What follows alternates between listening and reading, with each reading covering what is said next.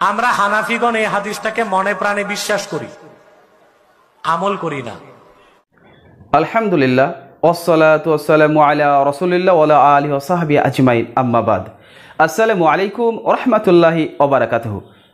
আজকের ভিডিওটি একটি জবাবমূলক ভিডিও, এতটুকু স্কিপ করবেন না প্লিজ, পুরো ভিডিওটি মনোযোগ সহকারে শুনবেন। I think it will be very interesting video. আপনারা আমার সাথে থাকুন এবং ভিডিওটি বেশি বেশি করে শেয়ার করবেন। আচ্ছা বলুন তো, একজন মুমিন জান প্রাণ দিয়ে কার আদেশকে পালন করবে? একজন মুমিন কার আদেশকে পালন করার জন্য লড়াই করবে? একজন মুসলিম কার আদেশকে, কার দেওয়া কথাকে পালন করার জন্য পৃথিবীতে সংগ্রাম করবে? এর একটাই উত্তর, রাসূলুল্লাহি সাল্লাল্লাহু আলাইহি সাল্লামের আদেশকে। আর সাহাবী রাদিয়াল্লাহু আনহুরাও ঠিক তাই করেছে। কিন্তু আজকের দিনে কিছু ওলামা ইকরাম রয়েছে এবং তাদের ব্লাইন্ড ফলোয়ার্স রয়েছে, তারা আল্লাহ রসুল সাল্লাল্লাহু আলাইহি সাল্লামকে মানে না, অথচ ইমাম আবু হানিফা রাহমাতুল্লাহি আলাইহিকে নবী হিসেবে মেনে নিয়েছে। অবাক হচ্ছেন? আপনি কি ভাবছেন যে আমি ভুল কথা বলছি? যদি ভিডিওটি দেখায় তাহলে বুঝতে পারবেন। বাংলাদেশের এমন একজন আলোচিত বক্তা এনায়েতুল্লাহ আব্বাসী, তিনি আল্লাহ রসুল সাল্লাল্লাহু আলাইহি সাল্লামকে মানেন না, অথচ তারাই বড় গলাবাজি করে বলে আমরা নবী সাল্লাল্লাহু আলাইহি সাল্লামকে সবচেয়ে বেশি ভালোবাসি, তার কথাই মেনে চলি। অথচ আজকে প্রমাণ করবে ইনশাআল্লাহ যে এনায়েতুল্লাহ আব্বাসী আর এনায়েতুল্লাহ আব্বাসীর মতো যারা অন্ধ অনুসারী রয়েছে তারা রাসূলুল্লাহ সাল্লাল্লাহু আলাইহি সাল্লামকে মানে না, মানে ইমাম আবু হানিফা রাহমাতুল্লাহি আলাইহিকে। চলুন তার ভিডিওটি প্রথমে আপনাদেরকে দেখাই, দেখুন। আমরা নামাজে যখন দাঁড়াই রফিয়া দেনে কয়বার হাত তুলি, আর ওনারা কয়বার? বারবার। এখন এই যে বারবার হাত তোলা, এই হাদিসটা বুখারী শরীফে আছে, বুঝলেন? আব্দুল্লাহ ইবনে ওমর বর্ণনা করছেন, প্রত্যেক উঠতে বসতে রুকুতে যাওয়ার আগে, সাজদায় যাওয়ার আগে হাত তোলা। আমরা হানাফিগণ এই হাদিসটাকে মনে প্রাণে বিশ্বাস করি, আমল করি না।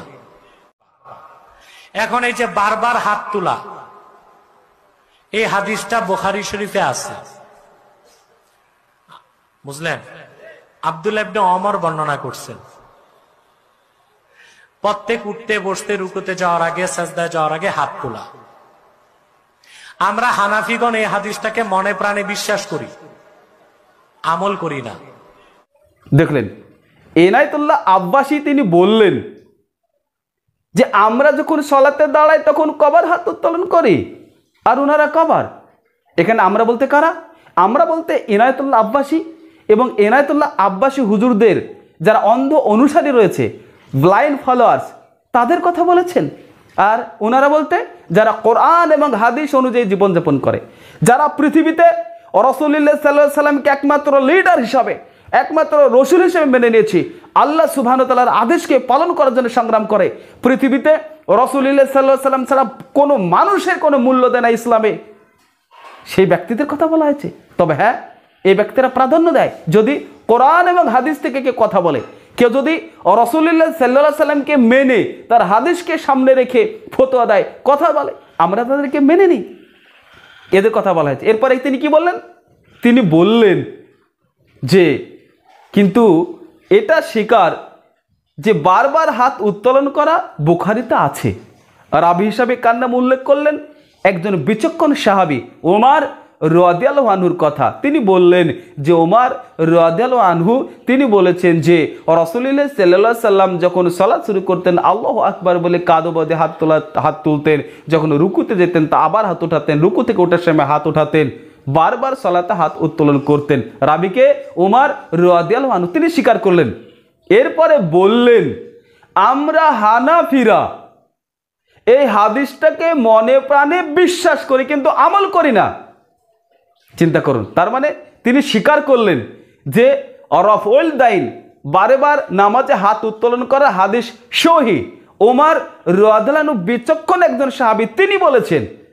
এটা শুধু বুখারীতে আছে এমনটি নয়, তিরমিজি, আবু দাউদ, ইবনে মাজাহ সব হাদিসে রয়েছে। সলাত অধ্যায়ে দেখে নেবেন, এতগুলো রেফারেন্স আমি টানছি না, দেখে নেবেন, দরকার হলে আমি দিয়ে দেবো, আপনারা দেখে নেবেন।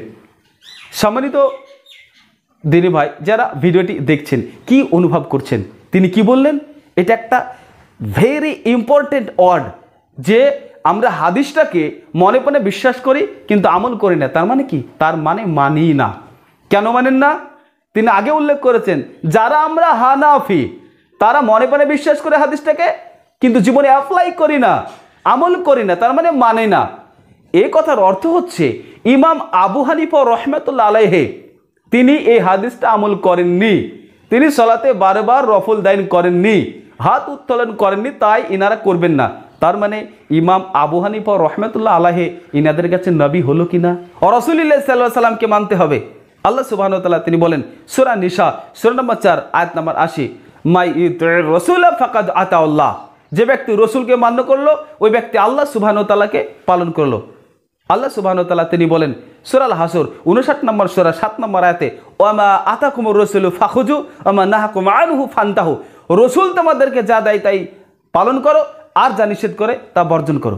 পৃথিবীর সেরা মানুষ রাসূলুল্লাহ সাল্লাল্লাহু আলাইহি সাল্লাম তিনি আমাদেরকে আদেশ করে গেলেন, হাদিস বুখারী 631, সাল্লু কামা রাআইতুমুনি উসাল্লি।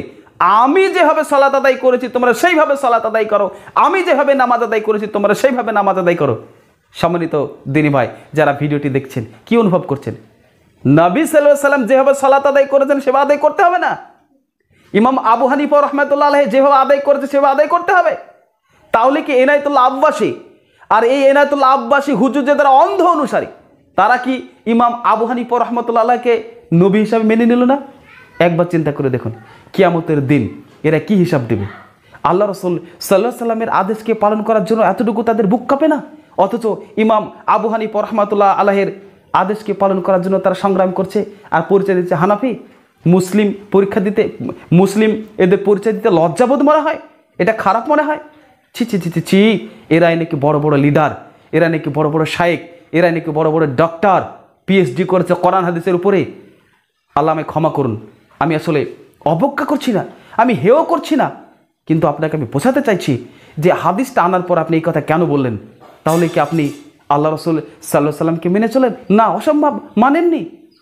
যারা কোরআন এবং হাদিসকে মেনে চলে, যারা রাসূলুল্লাহ সাল্লাল্লাহু আলাইহি সাল্লামের হাদিসকে মেনে চলার জন্য সংগ্রাম করছে, প্রকৃতপক্ষে এরাই আল্লাহ রাসূল সাল্লাল্লাহু আলাইহি সাল্লামের প্রকৃত ভালোবাসার মানুষ। আল্লাহ রাসূল সাল্লাল্লাহু আলাইহি সাল্লামকে এরাই প্রকৃত মেনে চলে।